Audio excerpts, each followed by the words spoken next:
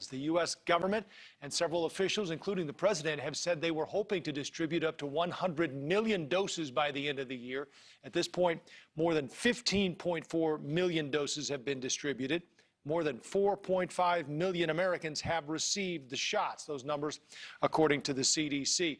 The numbers also fueling the debate over whether state governments should be focused on one shot now instead of two, putting the vaccine essentially in more arms and giving more Americans at least some level of COVID immunity.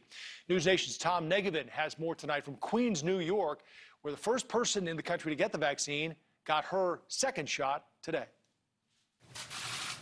Critical care nurse Sandra Lindsay, the first in America to receive the COVID vaccine exactly 3 weeks ago, now among the first to be fully vaccinated.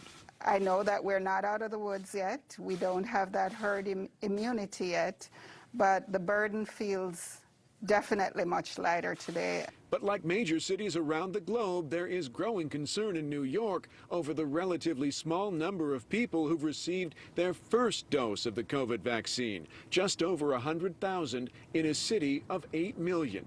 It's been a slow rollout as healthcare workers familiarize themselves with how to store and administer the shots. The city's mayor says the time for training is over.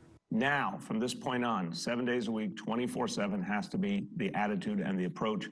British regulators say science offers support for a single-dose approach, with the Moderna vaccine still 80 to 90% effective. They say the Pfizer-BioNTech shot is 70% effective after one dose and 95% effective after two. With a new virus and new vaccines, some fear the data is incomplete. If I was told that all of a sudden you're going to get a half a dose, I would kind of scratch my head and really wonder why that changed. Every day, our vaccine program continues to make progress. Tonight, some experts argue governments should be giving out as many single doses as possible, as quickly as possible, hoping to save more lives. The nation's top infectious disease expert does not agree. Dr. Anthony Fauci suggesting the stakes are too high not to stick to the plan. Go into the trenches, go into the hospitals, go into the intensive care units and see what is happening.